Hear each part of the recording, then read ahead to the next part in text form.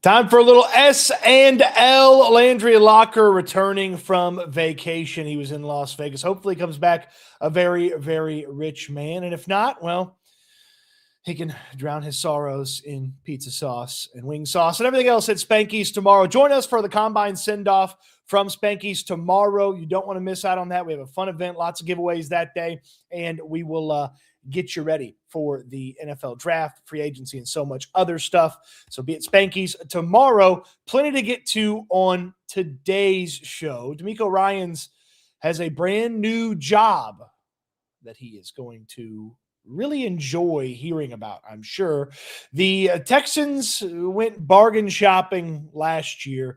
What if they went big game hunting, big deals and bargains at some positions we haven't talked about a ton here in 2026? And then 4 of the absolute craziest, they won't happen, but if they did, it'd be pretty wild deals that I could come up with for the Houston Texans in 2026. Let's get into DeMeco Ryans' new job duties, as he was announced today as one of the newest members to the NFL's competition committee. Now, the competition committee is made up of executives and coaches, and they help go through and fine-tune the rules. They go over things like, what should the kickoff look like? Should we change the way that we do onside kicks? Should we change this penalty? Should we change that penalty? Ryans is on the competition committee, and he joins a couple of other really impressive coaches on the competition committee. Sean Payton is on the competition committee, as is Sean McVay. Mike Vrabel is on the competition committee. So is Todd Bowles. John Lynch, who obviously has a defensive background, he's on the competition committee. Now, while I don't think this is a gigantic element of the year for DeMeco Ryans, he'll be asked about it, and he has a little bit more work on his plate with it. The competition committee has had some pretty interesting things that they've proposed in the past couple of years, and I'll be very interested to see how and where DeMeco Ryans would have landed on some of these things. For instance, a couple of years ago, they changed the kickoff and then decided to keep it. That was a competition committee situation. They changed some of the replay rules about when you can and can't use replay. They are big in how the technology is used on the field. So, you've seen on college sidelines, they've got video. On NFL sidelines, saw still pictures on the tablets. If they ever wanted video, I'm sure defensive-minded head coach DeMeco Ryans would advocate against that, would fight against that. Dangerous tackling techniques is something the competition committee brought up a couple of years ago. Last year, as I mentioned, they were the people that decided to keep the kickoff rule as it was instituted. They were also the ones that were expanding instant replay to help on-field officials. That quick call down to get something right, the competition committee settled that. And of course, the competition committee is one of those things that will kick around the tush push. A team may propose it, but the competition committee is something that they'll talk about it. And if the tush push comes up for vote again this year, it will not find an ally in DeMeco Ryans. DeMeco Ryans would be against the tush push, if I had to guess. It's hard to defend. It's a play that is really tough to stop in back-to-back goes. And I know that it went a little bit down in its effectiveness this past season as teams got better and better, but getting rid of it certainly would not hurt a defensive-minded head coach's sentiments or ideas. And I'll be very interested to understand and know more about some of the competition committee things now that the competition committee's added a few head coaches: Vrabel, Sean Payton, Kevin O'Connell, and DeMeco Ryans. They worry about game day situations, like how many players you're taking to game day, promotions from the practice squad, adding them to there's so many things the competition committee does, and I think it's fascinating that DeMeco Ryans now is on there, and I have to imagine how DeMeco Ryans argues and fights in the competition committee is probably how the owner of the Texans, Cal McNair, will vote when things get put to a vote for ownership. So I thought it was neat that DeMeco Ryans added this to his workload. It doesn't matter a huge deal in the grand scheme of things for the Houston Texans, but DeMeco Ryans, the newest member of the NFL Competition Committee, along with Kevin O'Connell. The Texans and the Vikings will come up a little bit later on in this show. So I'll be very interested to see what ultimately gets in front of the competition committee this year and how much DeMeco Ryans wants to say about being on the competition committee. So I think that's a really fun one to kind of observe here in the next few months. And when I'm at the owners' meetings, I'm sure there will be a lot of questions for DeMeco Ryans about the competition committee. It's worth noting that while he has the competition committee on his plate, officially, DeMeco Ryans is not set to speak at the NFL Scouting Combine. He is not on the media schedule for next week. Only Nick Caserio is, which makes it sound like DeMeco Ryans isn't going to the NFL Scouting Combine. Well, if he's not going, they still need to talk to some of those players. I'm assuming he'll zoom in. Nick Caley zoomed in or videoed in last year. So there's ways to get the head coach involved, even though he's not physically in the room with some of these players. So very intrigued to see how Nick Caserio handles the conversation about DeMeco Ryans not being there, as that is official with the announcement that Nick Caserio will speak next week at noon Eastern time, 11 o'clock Central time on Tuesday. Now, let me, as I say that, make sure I get my timing right. Yes, Tuesday, Nick Caserio speaks at the NFL Combine. DeMeco Ryans not on the schedule for the NFL Scouting Combine. So, no DeMeco next week. Nick Caserio will talk about the state of the Houston Texans ahead of free agency, ahead of the NFL Draft, and during the NFL Scouting Combine. Let's get to some of your comments, your questions, your joys, your concerns, and, of course, Super Chats jump to the front of the line. Carbonated Cancer. Can you ask Nick Caserio, with all the needs the Texans have for this draft, have you learned how to draft for it?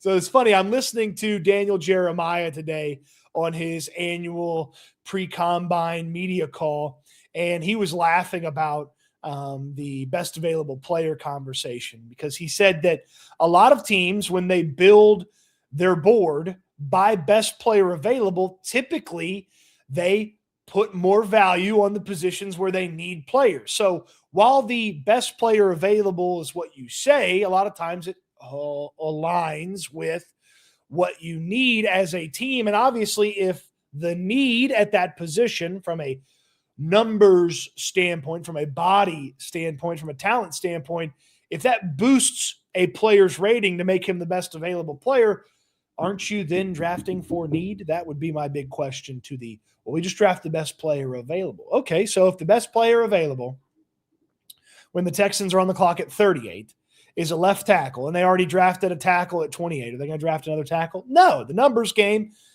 prevents you from doing that. So I will not ask him about need. He gets quite bristly about that, but it is a fun conversation to have sometimes when we talk about that. Couple of your comments, questions, joys, and concerns. JB Allen, the Annihilator, a tepid day being a Texans fan. I don't know, man. I'm pretty excited. BG's here. James is here. So is DeMeco too good for the combine or something? Well, Nick Caserio will have to answer that next week. Good to see Chaos and Rick here. Texans fan Jeff, congratulations to U.S. women's hockey team. Didn't watch it, but I heard they won. BG with a question. If available, Hall or Walker? That's Breece Hall, the Jets running back, or Kenneth Walker, the running back for the Seattle Seahawks. I'm a Kenneth Walker guy. I like Kenneth Walker a little bit more than Breece Hall. I certainly understand the desire for Breece Hall. He's going to cost a little bit less. He's a more complete back in that he can catch the football. I like Kenneth Walker a little bit more. I'd pick Kenneth Walker. I feel like most people end up picking Breece Hall in this scenario. JB is here. Doyle made it. He was in the Houston football live stream earlier today. Good to see you, Doyle. Texans fan, I'd be okay. We got Breece Hall or Kenneth Walker. If not, we better get Tyler Linderbaum, the center from the Baltimore Ravens. Nick Caserio doesn't know what drafting for needs means. Poor thing. Yeah, that's a we don't draft for need, Nick Casserole. And again, I will always laugh when people call him Nick Casserole. It's always very funny to me. Terrence Simmons asks a question. He says, price at 20 high, too high. I'm assuming Terrence is talking about Jadarian Price, the running back from Notre Dame. And the running back from Notre Dame, Jadarian Price at 28, you may need to draft him at 28 to get him if you want Jadarian Price. He's widely considered by most to be the second best running back in this class behind Jeremiah Love, who ironically was his teammate at Notre Dame. And today, Daniel Jeremiah floated the idea that the Denver Broncos at 30 would take Jadarian Price. Also, the Seattle Seahawks at 32 could take Jadarian Price. So you may need to draft him at 20 if you want Jadarian Price, the running back from Notre Dame. But we'll see how the combine goes. Maybe he goes out there and he's nice and slow, and that drops him down the boards for a lot of people. Incursion with his first live. 2 years of listening to y'all. Never caught you live. Well, appreciate you jumping in here on the live Incursion. Happy to have you. Travis, Cody, is Sadiq, that's Kenyon Sadiq, the Oregon tight end. Is he a good or bad scheme fit? You can find a way to use him, and I'm sure Nick Cayley can find a way to make it worth it with a Kenyon Sadiq in that situation for the Houston Texans. You'd have to probably get him at 28. But you could make it work. He's a speedy guy, good pass catching ability, a willing blocker. You can find ways to put him on the football field. King Birdie asks, how good is Max Ihanachor? That is the right tackle from Arizona State. He's pretty good in my eyes. He seems to be one of the more highly thought of tackles. He played right tackle at Arizona State. It's assuming he's going to play right tackle at the NFL level. And he looked really good at the Senior Bowl. He doesn't have as much football experience as some of the other right tackles, like Blake Miller, who's started a ton for Clemson over the past few seasons. But he's a very good football player, and I'd be interested in him at 38 if I was the Texans. Travis Reed, the Penn State guard, Vega or Sadiq or Hunter, if all available at 28. That's I believe it's Vega Ione, I believe is how you say his name. I got to get that down before Combine because I got to ask him questions. Kenyon Sadiq, we talked about him, and Lee Hunter is the defensive tackle from Texas Tech. I would be surprised if all three of them were gone. If all three of them were gone, I'd be surprised. I think Hunter's the most likely to be available there. Michael, Cody, would you trade up for Kenyon Sadiq if he falls to pick 20? No, I would not. I would not trade up for Kenyon Sadiq. I would not trade up for Kenyon Sadiq. And Papa Wiggs wants all penalties reviewable. Maybe we can push that to DeMeco Ryans to pull up there in the competition committee. Wouldn't that be fun? Let's take a look at some of the shopping that the Texans have done. Last year, they were very much a bargain bin shopping team in free agency after a very, very busy and very expensive 2024. 2025 was a bit tepid is probably the right way to put it, is to use a phrase that the chat used earlier today. It was not the biggest spending spree. In fact, they only paid one player double-digit millions per year. That was a one-year deal to Cam Robinson. Well, let's just pull it up. Let's just look at it here. Last year, the Texans in free agency, $12 million to Cam Robinson, 5.2 to Sheldon Rankins. Darrell Taylor got nearly $5 million. Mario Edwards Jr. got an extension. Laken Tomlinson got over $4 million. Barnett, $4 million. EJ Speed, $3.5 million. So a lot of bargains here, okay? Nick Neiman never even made it to the roster. Darrell Taylor never really got used. Cam Robinson was, barely utilized. So right there, that's nearly $20 million that just nothing. You got nothing out of it. Laken Tomlinson brings that number to $25 million. We just kind of got nothing out of it. Okay, so this was the bargain shopping they did last year. And so my thought process is, they can be big deal hunters, get that one big deal and kind of fill in around it, or are they going to do some bargain shopping here in free agency? So bargain shopping is, a player that's, a few $1 million cheaper than the guys that might be at the top of the market. We've talked a lot about guard. We've talked a lot about tackle. We've talked a lot about running back. I wanted to maybe do some shopping at some other positions here for the Houston Texans. So I got four positions for some big deal or some bargain shopping for the Houston Texans? I want to see what you guys think about that. Let me know in the chat as we go through them. Let's start over at the tight end position. Kyle Pitts is widely thought to be one of the most impressive and available free agents out there in the free agency market at tight end. He had a career high in touchdowns. He had another 1,000-yard season, and he was really, really good this past season for the Atlanta Falcons. And that was after he was just kind of okay for a couple of years. He was obviously really, really good as a rookie. But Pitts is a very much offensive-minded, pass-catching tight end. And you can certainly get some great production from him, but he's also going to be expensive. Did not get to 1,000 yards, excuse me, got to 928 yards, but a career high 5 touchdowns. So career high in targets and receptions and touchdowns, and a second to his career high in receiving yards. So he was a really productive receiver. And if you signed Kyle Pitts, you're going to be spending big money. I'm talking $13, $14, $15 million a year for big old Kyle Pitts. And he seems to be a pretty damn good football player. Seems to be a type of player that could help you out a lot in the receiving game. And he'd be here after Dalton Schultz. And Kyle Pitts and Dalton Schultz, that's a pretty good tight end duo to work with. So you want to go with the big deal, you like Kyle Pitts. But maybe you don't want to spend the big money. Maybe you want to spend that money elsewhere.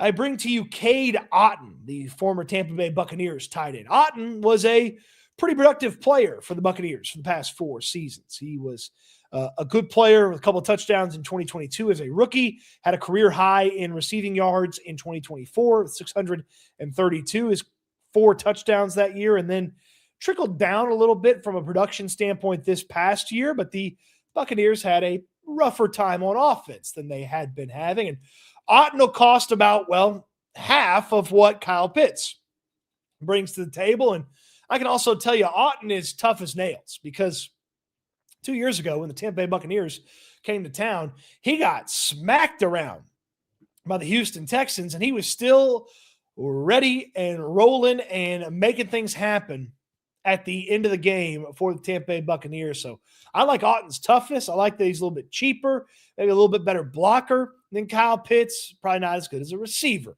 obviously, and he costs a whole hell of a lot less. So Kyle Pitts, Cade Otton, your big deal and your bargain at tight end. Let's see what the folks think about Pitts and Otton, the 2 tight ends that I brought to the table today. Texan fan right off the bat, a no to Kyle Pitts, a maybe almost a no to Cade Otton. Okay, nothing right there. James, Pitts feels too expensive for us. Don't think it's best use of our resources. Let somebody else overpay. Senor Larry, how about a good blocking and catching tight end to improve the O-line? Well, it certainly would help. Certainly would help. No blocking at all. I'm guessing that's about Kyle Pitts. Senor Larry wants someone like Okonkwo from Tennessee, who is also a free agent. Patrick is in Maryland and headed to Amsterdam. What are you doing, Patrick? King Birdie, what that order look like? Watching the show while eating Whataburger. So, Kyle Pitts, Cade Otton, my big deal and my bargain along the tight end position. How about defensive tackle? Big deal and the bargain. And yes, I did specifically target one because the other had a hyphen in their last name as well. Your big deal, widely considered to be the top defensive tackle on the market, and that is John Franklin Myers. Myers was the middle of the Denver Broncos defense this year, and he was quite good. And he'll be quite expensive as well. A couple of projections anywhere from $10 to $16 million in average annual value for the 29 turning 30-year-old defensive tackle who has played really well for the Denver Broncos. So John Franklin Myers, big deal, expensive guy, But plop him there in the middle with Tommy Togiai, Mario Edwards, and maybe a rookie or two, and all of a sudden you kind of have a pretty solid defensive tackle room. But again, John Franklin Myers, very expensive, okay? Very expensive. A little bit less expensive, a key rotational player from the Tennessee Titans the past couple of seasons, Sebastian Joseph Day. Sebastian Joseph Day was one of my favorite targets a year ago for the Houston Texans. They ultimately did not get him. He stuck around with the Tennessee Titans, but he's set to be a free agent again. And Sebastian Joseph Day would not prevent you from drafting a defensive tackle. He would not cost near as much as John Franklin Myers. In fact, Sebastian Joseph Day probably costs about what Sheldon Rankins cost last year. He's an excellent run stuffer, SJD is. He has had some really good success in stuffing the run. He's one of the better defensive tackles in football, stuffing the run last year. Playing next to Jeffrey Simmons obviously helps him in that equation. But Sebastian Joseph Day, the bargain option, when the big deal would be John Franklin Myers. And yes, I did pick them both because they have hyphens in their last name. What do you think about JFM and SJD for the DT spot? Let me see what the folks think in the chat about that. Blue Boy says, I'm good on Sebastian. I think that's a endorsement. LP King says, I don't want